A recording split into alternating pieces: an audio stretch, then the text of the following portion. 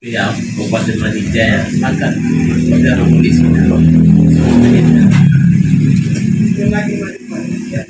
Ya, baik ya, terima kasih atas kesempatan. Selamat sore.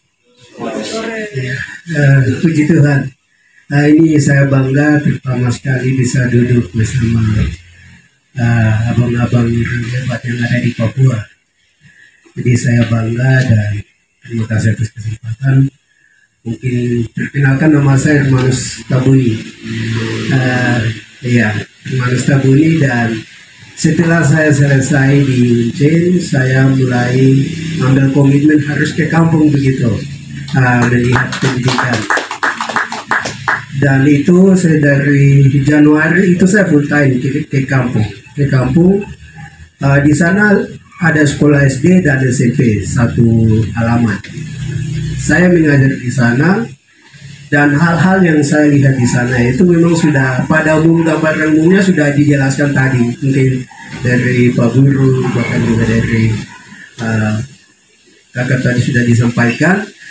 Dan memang di kampung itu anak-anak dari SD kelas 1, 2, 3, 4 itu memang belum bisa membaca begitu. Belum bisa membaca. Kadang 6 juga belum bisa membaca, tetapi karena faktor sekarang sistemnya sudah online, dibatasi umur begini harus diikut ujian. Akhirnya setelah diikut ujian masuk SMP juga, tapi belum bisa membaca. Gitu. Jadi setelah saya tes membaca dan menulis, memang SMP juga saya masuk, pagi masuk di SD, siang masuk di SMP. Jadi hal yang sama, tidak bisa membaca. Dan setelah ini saya lihat, ini kenapa sampai tidak bisa membaca begitu. Dan saya tanyakan juga, tapi orang tua di rumah juga tidak tahu membaca, bagaimana untuk jalankan literasi itu di setiap malam. Walaupun sekarang kan ada bantuan lampu-lampu dan lain, dulu mungkin susah, tapi sekarang sudah ada bantuan seperti itu. Tetapi literasi dalam rumah kita mau jalankan juga tidak bisa begitu, karena orang tua pada umumnya di pedalaman itu tidak bisa membaca dan menulis. Gitu. Jadi akhirnya orang tua, masyarakat punya harapan besar, pendidikan yang ada di sekolah itu satu-satunya jalan untuk mereka begitu. Tetapi kadang ada faktor juga, kan anak-anak ini kita perlu membimbing, dan juga di sana kekurangan guru juga, ini jadi masalah yang memang luar biasa begitu. Jadi kadang-kadang di SD itu kadang suatu hari tidak ada guru. Bagaimana saya mau mendampingi anak kelas 1 sampai 6? Tidak cukup, dan literasi pun tidak bisa jalankan dengan baik. Itu kondisi. Karena semua kebanyakan guru ada di kota begitu. Itu pada umumnya pedalaman sama. Dan mungkin lebih tahu juga ada Pak Guru Ferry, ya itu Pak Guru SMP juga ada di sana. Beliau ini memang selalu ada di lapangan. Saya bangga begitu.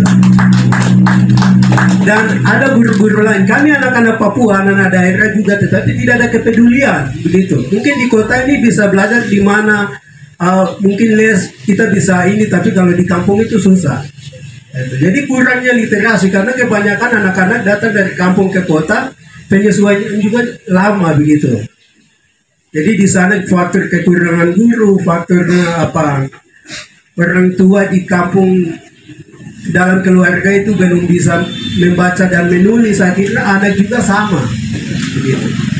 Dan kadang juga saya lihat ada beberapa anak-anak karena memang tidak tahu membaca dan dibilang ini, temannya bilang begitu, makanya dia tidak mau sekolah lagi, dia kembali mundur lagi begitu.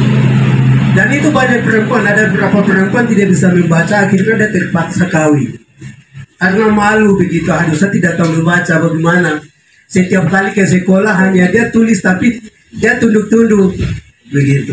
Kadang kita guru juga belum lihat, anak ini memang bisa membaca atau tidak. Kita tidak bisa lihat dia punya kondisi yang sebenarnya. Kadang kita masuk hanya putar di depan, selesai kita cerita apa keluar. Nah itu. Jadi di pedalaman itu kita guru juga kurang literasi juga, saya lihat itu. Kita guru juga kurang literasi, bagaimana kita membimbing anak itu tahu literasi. Metode-metode yang hari ini tuh beda. Banyak yang sekarang sudah pakai Merdeka Belajar apa seperti itu. Dan kita di pedalaman itu harus kreatif, bagaimana anak ini bisa tahu. Dan kebanyakan di sana pakai bahasa daerah.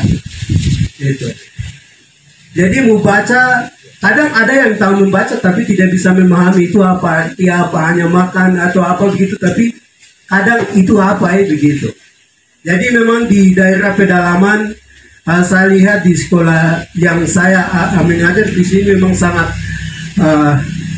kurang literasi seperti itu.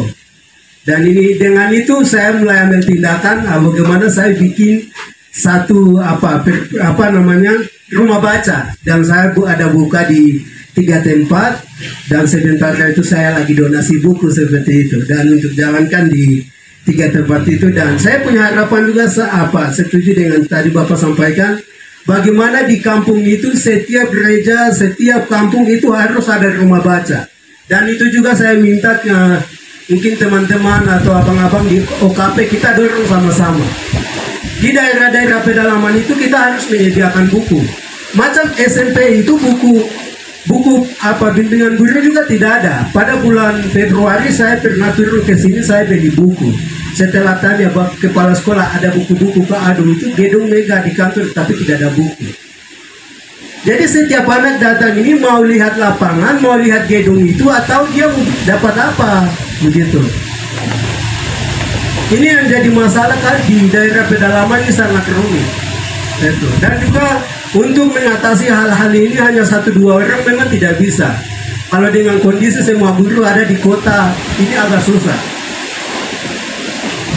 Itu persoalan yang saya lihat di kampung seperti itu, sehingga ini kita perlu kerjasama untuk kita bicara pendidikan di daerah pedalaman, bagaimana kita harus literasi ini bisa jalan seperti itu sangat penting.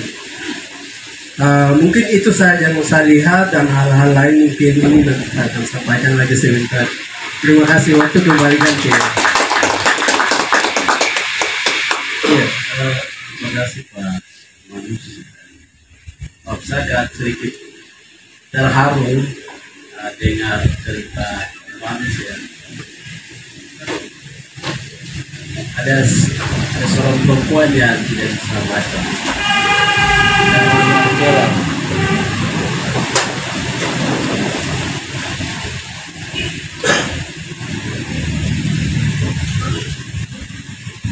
Dia tidak bisa baca dan mendidik bekal.